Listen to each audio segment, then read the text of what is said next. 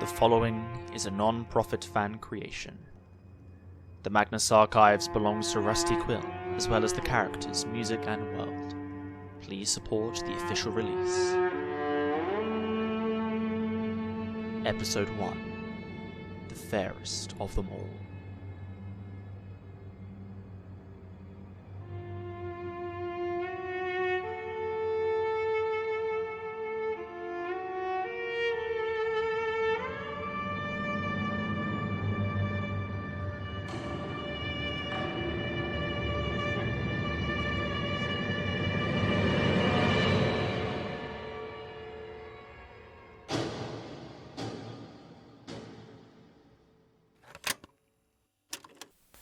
Statement of Freya Godston regarding her twin sister, Erin Godston. Original statement given the 9th of June 2010. Audio recording by Jonathan Sims, Head Archivist of the Magnus Institute, London. Statement begins. Well, first thing I want to get straight. Never have I been one with any kind of mental condition, and there's no history of it in my family either. Every psychiatrist assures me I could be the first, but that's not really comforting when you've gone through what I have. I mean, you guys are kind of a last resort. I'm here because I think you'll be able to understand, and if I'm lucky, help me before... well, I think I might be past that. My parents had always dreamt of having a family, but when they tried, things didn't really go to plan. After months of treatments and IVF, they were getting close to giving up. And then me and my sister came along. Identical twin girls, a rarity and a miracle. It seemed like something out of a fairy tale. You know when parents are so desperate for kids that they beg the witch for a child.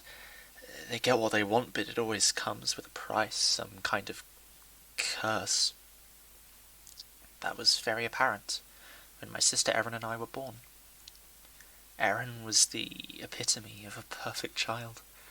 She would always sleep through the night, share her toys, and never seem to stop smiling. I, however, was less so. I was the other one. I wasn't bad or anything, I just did things differently. She was chatty and I was not. She seemed to excel in everything, whereas I only seemed to be above average. It was evident in the way that Erin was always in the spotlight and, well, she was the child my parents wanted. I was just the curse that came with the blessing. They never treated me badly, and neither did Erin. I loved them all completely. It was clear that we were different, but that was okay by me. I just liked to sit in the corner and watch as my sister shined. Oftentimes I would spend my time reading. It seemed to be the one thing that was my own, as Erin wasn't much of a book person. It always seemed to be fiction over non-fiction. The books seemed to speak to me. When I was a child, I used to vow that I could hear whispers from the books I read. Nobody ever believed me, of course. I was a child, and this was just a silly game of make-believe.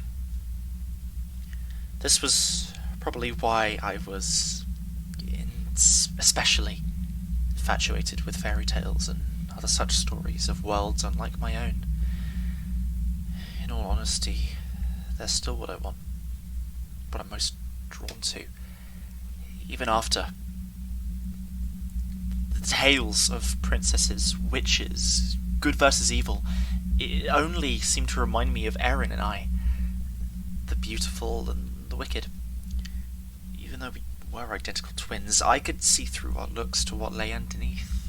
Try as I might, I was never able to get rid of the idea that she was the good blessing and I was the evil curse. Just like the princess and the witches in my books, we were similar but different. we wanted the same things, our happily ever afters, but only one of us seemed to get it, whilst the other was berated and often destroyed. It all seemed like such a perfect fit, and the stories only seemed to whisper to me and confirm these suspicions. The princess and the witch, identical in some way and complete opposites in the rest. As Erin was always in the spotlight, the voices seemed to be my only solace, my friends.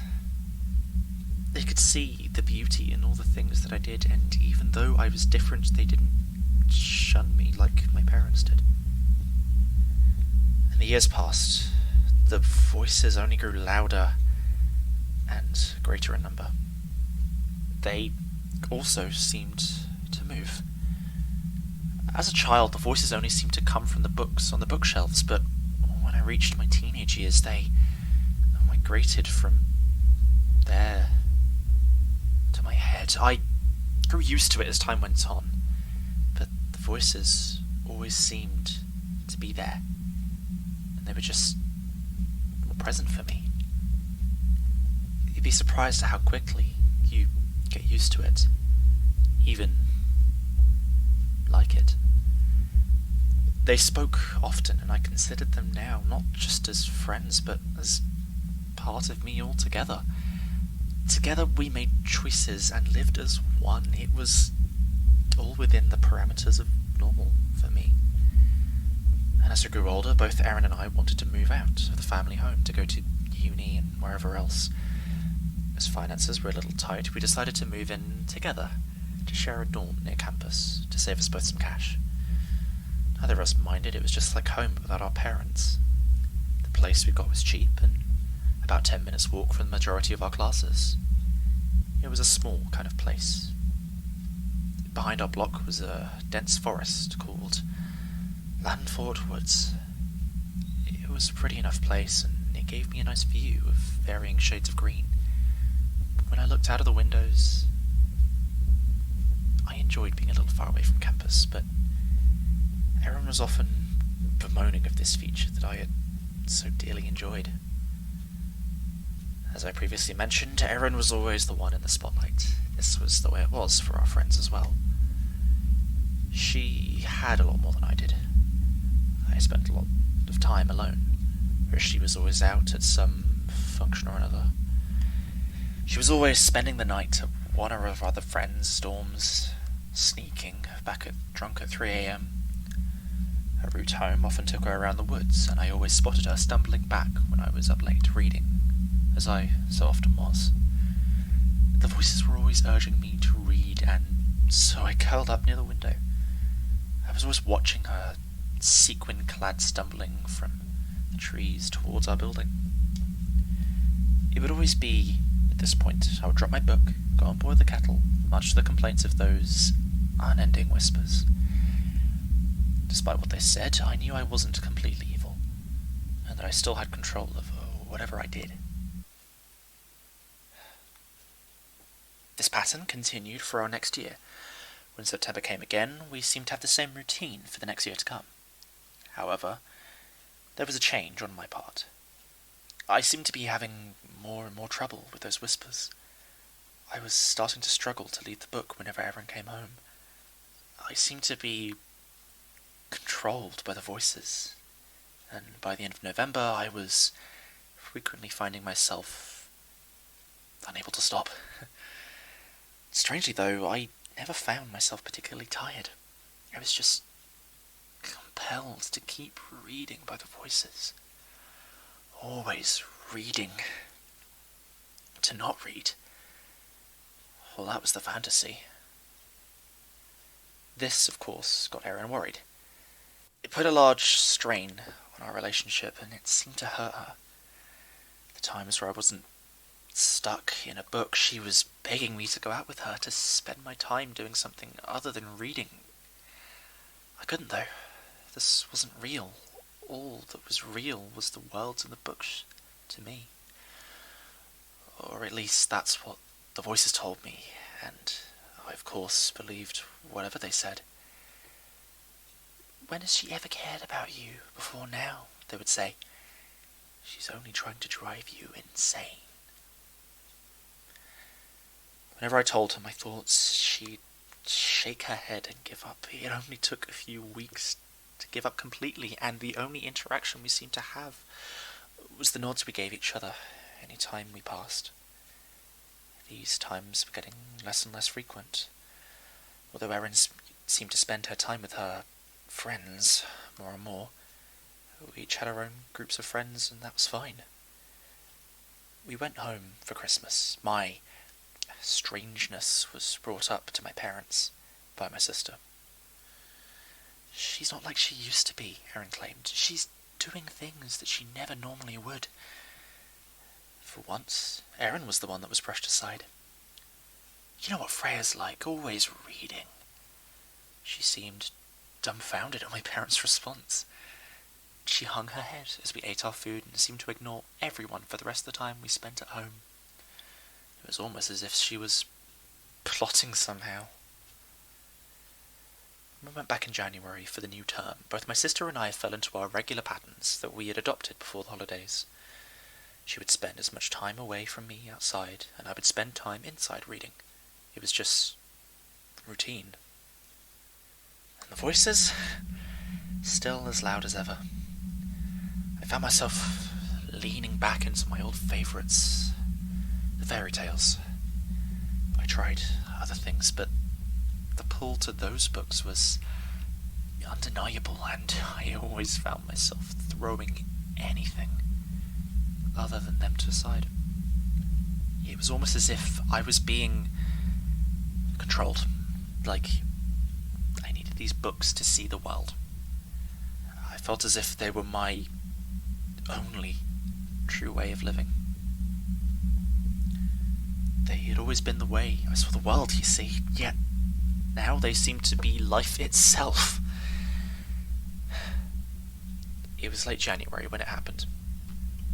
At first it was all like clockwork.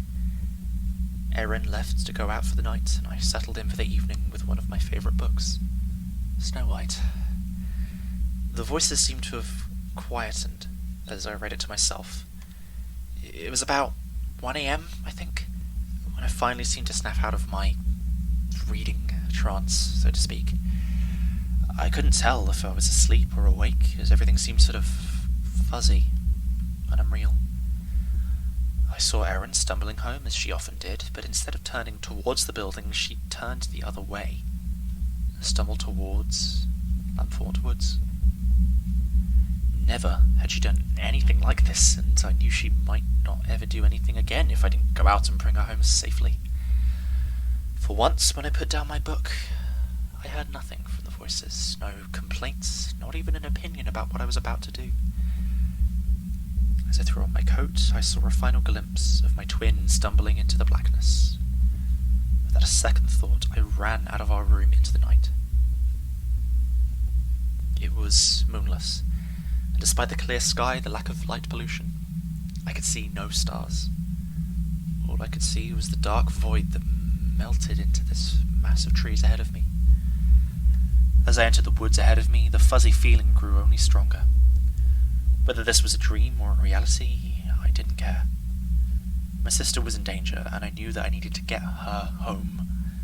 This fiery thought inside me seemed to light my way and keep me going, no matter how cold it was. The ground was cool and spongy beneath my bare feet, with moss and rotting leaf mulch left over from the fallen leaves of autumn. When I looked up, the twisting branches covered the sky and created shadows. I had no idea where my sister had gone. She had left no visible path, and these woods were huge. Somehow, though, I knew that I was going the right way. I wasn't scared of the big bad woods. As I headed deeper, I felt further and further from reality. I was beginning to question each step. Was this real? Was I awake, or was this all some strange nightmare? Could I force myself to wake up?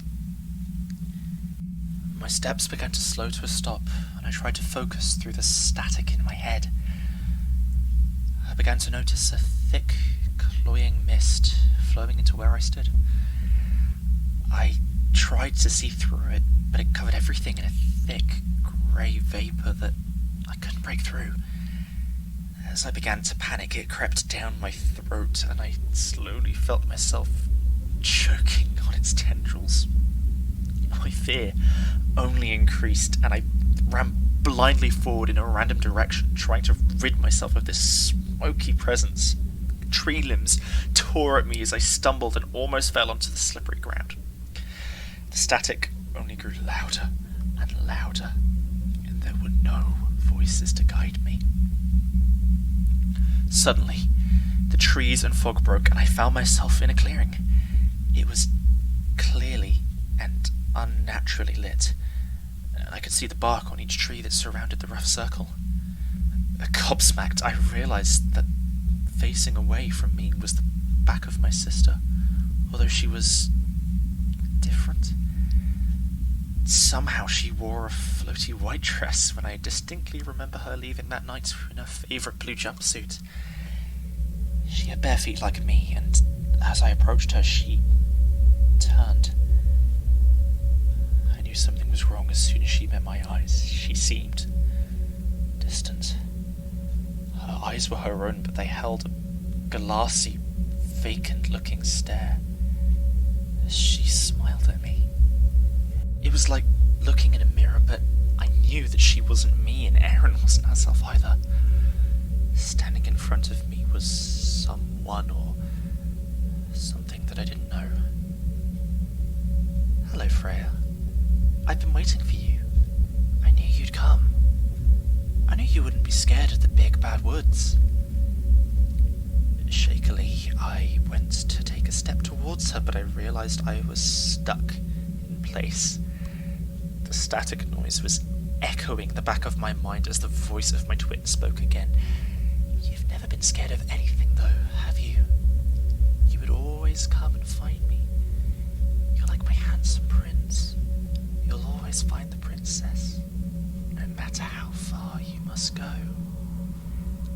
The thing that looked like Erin smiled sweetly at me and wrapped her arms around me in a hug. It's just like a fairy tale. You'll always come searching for the missing part of you. I'm your happily ever after. Something in my head broke as I felt her arms squeezing my torso. I heard the voices again. I heard my friends. I listened. You're right. You are my happily ever after, but I'm no handsome prince. Then I saw it in my hand. The sharp, metallic sheen in the unnatural light of the clearing. I let go of my mirror image, the fairest of them all. She had always been. Then words came from my mouth that were somehow mine, but not mine at the same time. I am the Wicked Witch, and I want my happily ever after. I saw the knife protruding from her chest, right where her heart was. I woke up with a jolt in the woods, surrounded by the mist. Instinctively, I ran towards where I knew the clearing from my dream was, from the nightmare fairy tale, except it wasn't a fairy tale. My sister was in the clearing, just where I knew she'd be, but my sister was like Snow White. She, like the princess in her glass coffin, had her eyes shut as if she was in a deep, deep sleep, and she only needed a kiss to wake her. The knife embedded deep in her heart, however, was proof that not even a true love's kiss would wake her. I screamed. The next thing I remember is watching the ambulance take her body away to the morgue from the window in our dorm. Sirens wailed loudly, and the police were having trouble keeping people back. I sat in my usual reading spot with the eyes of a policewoman half watching me in case I went into shock. Glancing away from the carnage below, I saw a copy of Snow White that I had been reading. It was turned to the last page where I vaguely remembered. Instead, it was a gory scene of the witch standing facing the mirror with Snow White's beautiful face staring back at her. And finally the witch got her happily ever after. She was the fairest of them all, were the words captioned in the image. I caught a glimpse of my reflection in the window. My face hadn't changed. How could it have when I was already a mirror image of her? Yet I knew there had been a change. I knew that I was finally the fairest of them all. The voices only agreed. I had my happily ever after. Statement ends. This is a rather curious one. If it were a story, I would say it is a touch too cliché. However, it is not. As usual, a common response to this kind of statement is an irritated sigh and a referral to a local psychiatrist. Our follow-up has found that these bore little fruit, as Tim managed to bypass patient confidentiality and discovered these whispers of hers seem to have ceased not long after the incident described. We can confirm that Erin Godston did indeed attend and live nearby Leeds University with her sister. However, a few inconsistencies arise. The aforementioned Langford Woods are not adjacent to their reported accommodation, nor anywhere nearby. The woods in which the body was found were a good 15 miles north. Furthermore, the name Langford Woods does not apply to the small collection of trees next to their housing, nor any in the country. It does, however, have a brief mention in the notes of Wilhelm and Jacob Grimm as a potential setting for the tale of Snow White. These notes remain unpublished, save for those with archival access to such things. In regards to her sister Erin, her case is well known in the local area as, quote, the Woodland Damsel, as the tabloids would have it. Her body was found not far in a small patch of trees, in a flowing white dress and perfectly kept makeup, hence the fanciful naming. Curiously, the knife which presumably ended her life had no forensics of any kind, nor any traceable history. Much like Langford Woods, it does not exist. The curiosity continued, as all of her organs, save for the heart, were undamaged, and no blood had left her body through the wound, or anywhere else.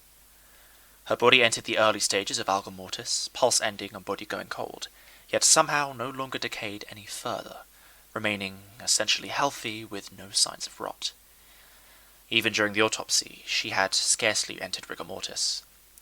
The case was written off as a rare genetic anomaly. It was an open-casket funeral, which, seemingly in keeping with the narrative, involved a partially transparent coffin. Reports say she stayed beautiful even as she descended into the ground. The case was left inconclusive, as it could not have been a provable suicide nor a murder. We attempted to contact Miss Godston for a follow-up statement, but at every attempt she was, and I quote, too lost in a book to help. The recipient of our calls never gave their identity, though, somewhat worryingly, Martin describes the denial to have been given by a voice so quiet it might as well be a whisper.